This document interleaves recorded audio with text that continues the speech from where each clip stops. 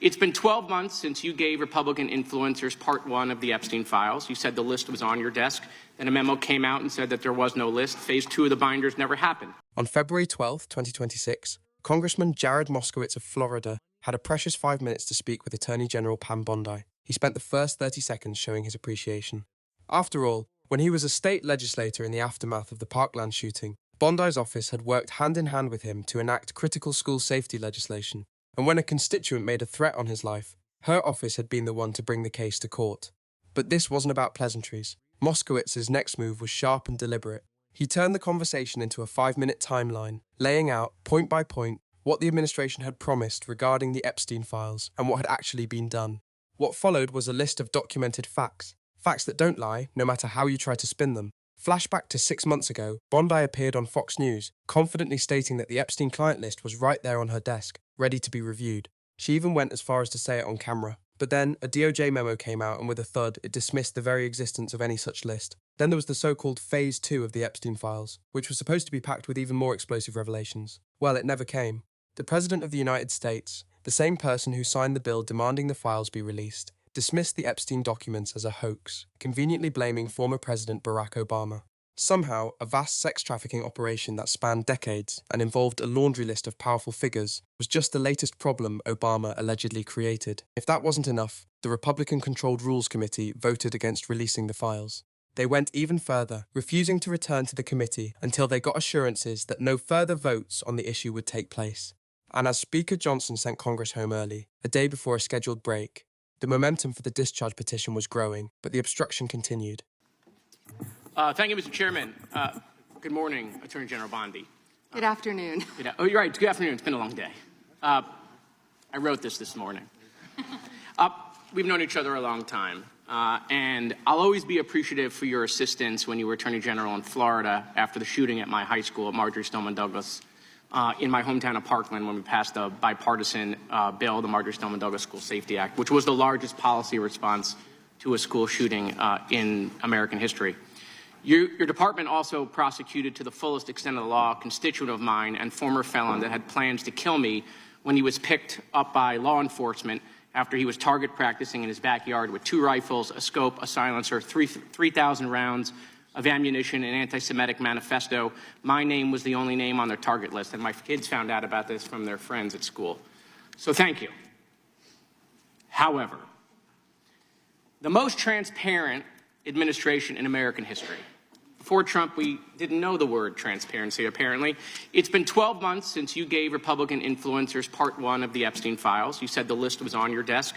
Then a memo came out and said that there was no list. Phase 2 of the binders never happened.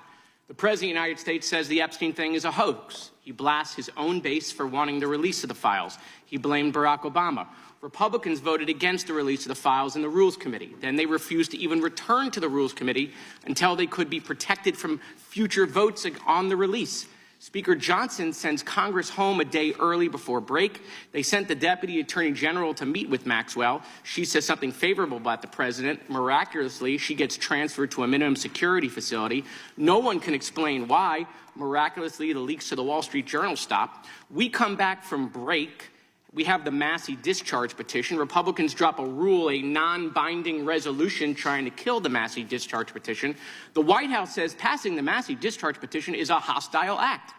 Trying to stop the necessary 218 signatures, according to Republican members that signed it, the White House brought them into the Situation Room, you know, the place where the president goes for time of war, promising things like appropriations or maybe even to primary them. People in the room say you were there. It didn't work. We get the 218 signatures. We eventually passed the Massey petition. You guys didn't release the files. You were forced by Congress, every member of the House except one, and the entire Senate. The reason the president signed it is because it was a veto-proof majority. We can't agree on anything, and yet the entire House but one member and the whole Senate forced the administration to release the files.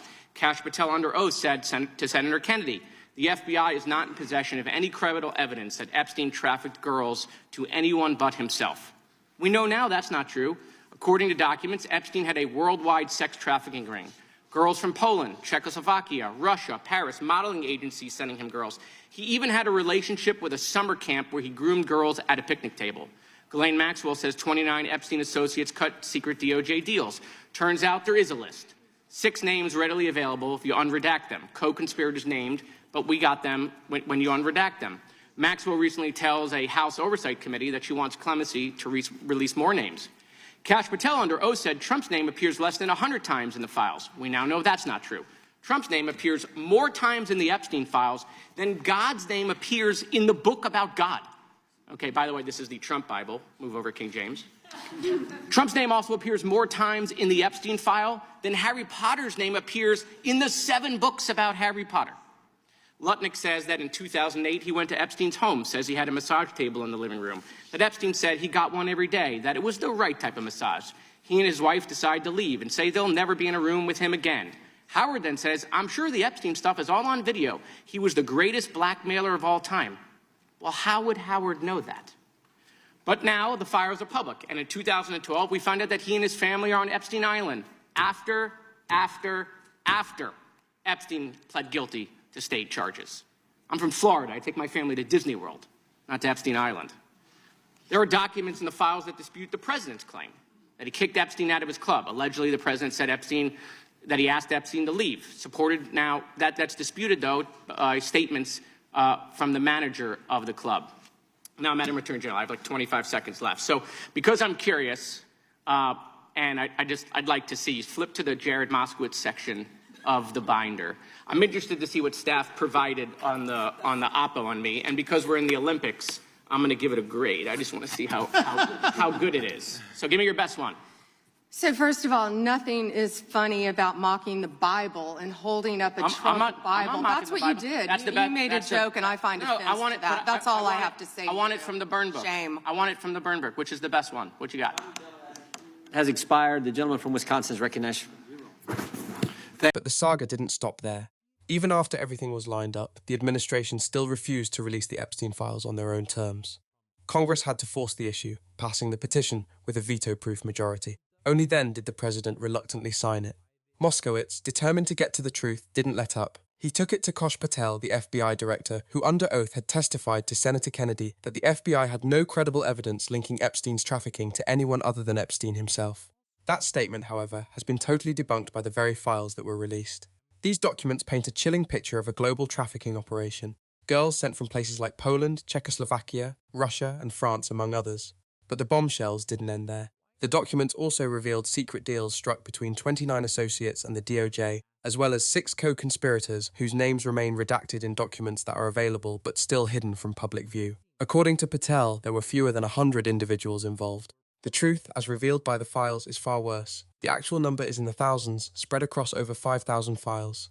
And then there's Howard Lutnick, the Secretary of Commerce, who in 2008, after Epstein had already pled guilty to charges related to soliciting prostitution from a minor, visited Epstein's home. Lutnick supposedly saw a massage table in the living room and heard Epstein talk about the right type of massage. Yet, 4 years later in 2012, Lutnick and his family were spotted on Epstein's private island. How could Lutnick have known what Epstein's operation was like if he'd already claimed to distance himself years earlier? The truth came out. Lutnick, in fact, knew far more than he let on. Bondi's response to this was a masterclass in deflection. Instead of addressing the hard-hitting facts Moskowitz had just laid out, she chose to criticize him for holding up a Trump Bible as a visual prop. That, my friends, is a classic case of sidestepping the issue. Moskowitz, undeterred, fired back. He asked Bondi to flip to a section in her binder, what he called the burn book, a book of opposition research she had brought with her to the hearing. He wanted to see it. He wanted to know what they were saying about him. Bondi's reply was to say the Bible joke was offensive. But the bottom line remains. The list was right there, sitting on her desk, at least until a memo came out denying its existence, which is where this timeline all began.